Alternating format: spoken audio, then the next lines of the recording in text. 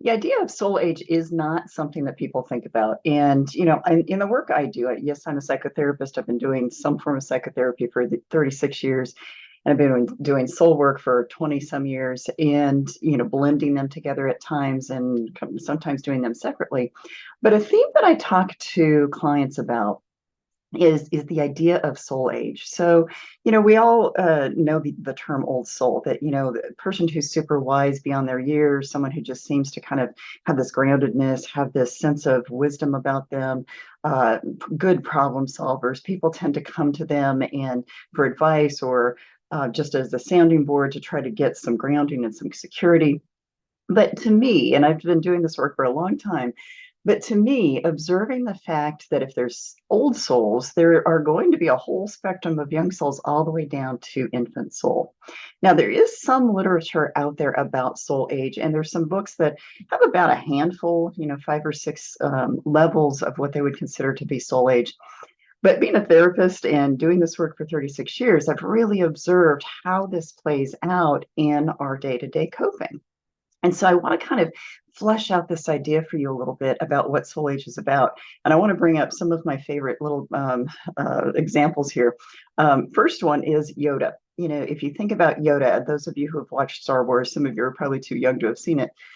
Um, Yoda was the epitome of old souls. So in the movie, they never really said how old he was, but when I did a little research, the writers kind of implied that he was somewhere between 900 and 1,000 years old, and that he was obviously at the end of his life. He was super tired, super worn out from life, but he also was the sage. He was the ultimate sage in that movie. All the movies until he met his demise.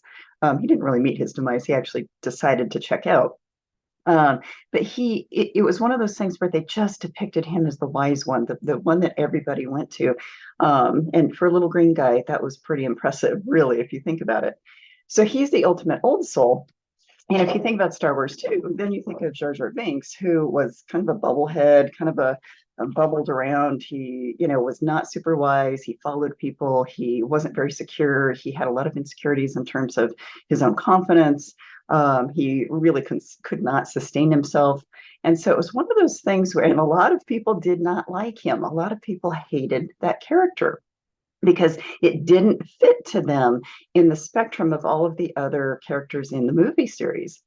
So think about this. When we have someone in our lives that we were irritated by or really frustrated by, if you can start to conceptualize the whole process of soul age, it really starts to make sense. So one of the things that I've done is, this was years ago that I did this. I started a book on this and then got kind of detoured to do some other books. But one of the things I did was I created what I call the soul age spectrum. I don't know if you can see this. And it basically has 10 different stages of soul development.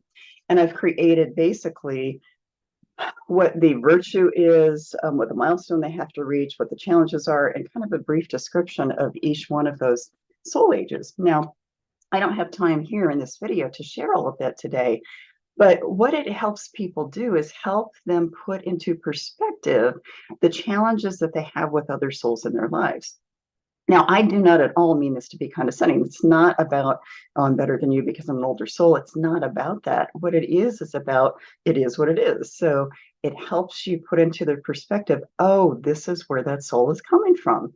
So, in politics, and I will not name names, but, we've had a lot of people in politics lately that, it's like, wow, okay, how can they possibly behave like that? How can they possibly choose this? How can they even say what they're saying? And for me, I stay pretty calm with it because I look at it from the perspective of the soul, and I look at it from the perspective of that's where they are in their development. When it means development, part of it is wisdom, part of it is they've accumulated over their lifetimes enough wisdom to be in a different place. And some of it has to do with consciousness. And to me, consciousness is part of wisdom. So those who are more conscious, more consciously evolved, people who are working on their conscious evolution, constantly trying to see what they can learn and grow and evolve beyond because of the challenges in their lives, they tend to be older souls. But but the younger souls tend to be much less conscious evolution minded. So just with what I'm saying so far, think about, wow, okay, the whole spectrum of people in your family, people that are coworkers, people that are fellow students with you if you're a student, and think about, wow, okay, that's how part of this applies. Now, it does not explain everything. So soul age, just like astrology, just like culture, just like whatever the context is, it doesn't explain everything, but it is a piece of the puzzle. And so I want to try to kind of flesh this out just a little bit for you. I have some other visuals I want to share with you because I think it's going to help. Let me grab them here. Those who follow me know that I use my soul health tree. So it's my soul health model that basically has 10 branches of the human condition that everybody at some time in some way tries to bumble their way through, try to figure out in their lives to help them feel balanced, grounded, and evolved. And then the trunk of the tree is basically, to me, the depiction of the soul. And you can have really sturdy souls, meaning you can have very um, dense trunks that hold us together, or you can have very flimsy, very teeny tiny trunks that really kind of show, wow, that tree is, not as stable. And so one of the things my graphics person and I did years ago was we created this spectrum of trees basically to help people just pictorially understand that, wow, okay, so this is how sturdy a soul is when they're at this age or that age.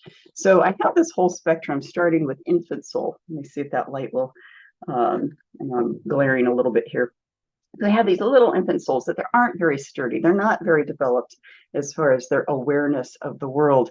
And, as they age, they start to branch out. They start to kind of grow. They start to expand. And that one was the toddler soul. And then I go all the way up to the ancient soul, which is very, very much filled out. The trunk is super sturdy.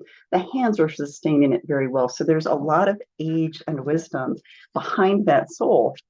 And so just let your mind run with that and go, wow, okay, so people who are pretty grounded basically have an older soul. People who tend to make good decisions, aren't very insecure, tend to be the ones that people go to, tend to be the ones that don't kind of stumble over life as much. They tend to be older souls. The ones that I have a couple clients who have children who, they consider failure to launch. They basically have never left home, and they're in their 20s and 30s and sometimes 40s. My own family had that. I had two brothers that were really not thriving on their own. And so it was one of those things where some of it was soul age, some of it was parenting, some of it was the situation. So not one thing explains everything, but it's one of those things where if you can really think about, okay, within the context of human behavior, within the context of how we interact, how could this help me understand how to interact, how to communicate, how to be in a place with that soul? So for instance, if you have a parent who has a very young soul child, I try to help them understand, okay, so with a 12-year-old child, how do you normally have to communicate with them? And they say, well, you have to be pretty concrete, you have to be pretty direct, you have to set boundaries.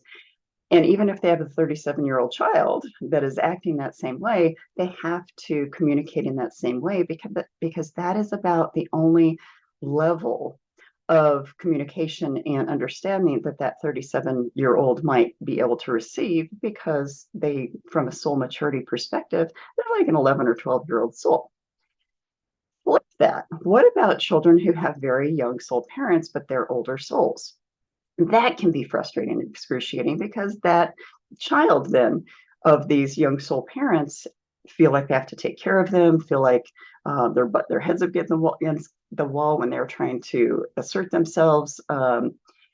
They're feeling like they constantly have to follow up after their parents because they're not making good decisions. Sometimes they're in and out of hospital situation just because their maturity is getting themselves into trouble, or maybe it's the law.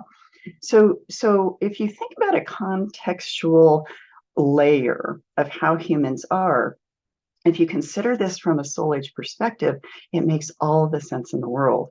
Doesn't answer everything, but it makes a lot of sense to help a person go, okay, so this is how I need to approach this person. Because if you keep that conceptualization of soul age in mind as you're interacting with people, it really helps you cope, because of the fact that you don't get really frustrated. You can still get frustrated. You don't get as frustrated. You don't let them off the hook necessarily, but you realize that's the only level of capability they have as far as communication, as far as resolution of issues, whatever it might be. So I know this is a very, very abstract concept and something that is not talked about very much. We do not talk about it in psychology. This is something I have learned and have really pulled into the work I do. And frankly, this is one of the things I'm going to be teaching healthcare providers and coaches and other people who deal with behavior change, because the age of the soul also has a lot to do with how well a person receives recommendations and how well they actually put it to use. So, we all have blockages. We all have things that hold us back. But when it comes to soul age, the younger the soul, the less likely they are to actually move beyond a certain point when a practitioner is recommending something. So that's another thing to think about, is older souls tend to understand the concepts, understand the importance of making change, so they somehow go out making that change. Whereas the younger souls, they can't pull it into their awareness enough, and they may even rebel. They may get really obstinate. They might get obnoxious, whatever it might be. So this soul age thing is pervasive. It is something that layers on all of us. And I just want people to kind of get this whole concept kind of moving through you, because it's something that will help a lot with frustration in terms of interactions in the future with you and whomever else this might apply to. Now, I'm going to be doing a lot more videos. I already started a book on soul age. I have 4 chapters done. This was a while back. I need to get back to that. A lot of people are saying, please write this book, please get this one out there. But I have all these other things I'm doing right now. And so hopefully I will start to pull some things together for you. But on the other hand, I am going to be putting out more videos, because I think at least I can get some videos out there to get people really understanding and getting a little bit more awareness of how soul age applies to certain things. So substance abuse, self-care in general, work-life balance, relationship issues. That's a huge one when it comes to soul age. Because I can't tell you how many people I've worked with that said, oh my gosh, my spouse acts like a child. Well, it probably is very true. They are a child from a soul perspective. So some of this is, again, it may seem abstract, but a lot of it is very applicable to how we experience life, and it explains a lot, so that hopefully as time goes on and you get more information about these videos and the book eventually, that will help you weave into your awareness what it is that you can do to cope with the world, maneuver the world, navigate the world, and understand the world. So I'm going to be putting out more videos about this, but I wanted to start here, just a kind of a broad sweep kind of idea of getting you to think about how soul age might be playing a part in your interactions in your own life. Because I'll tell you, it's there. And if you just learn the concept, it will help you kind of understand some of this even a little bit more to help you cope. So hope this was helpful for you. More to come, and keep an eye out because there will be more videos coming. Have a great day. Bye-bye.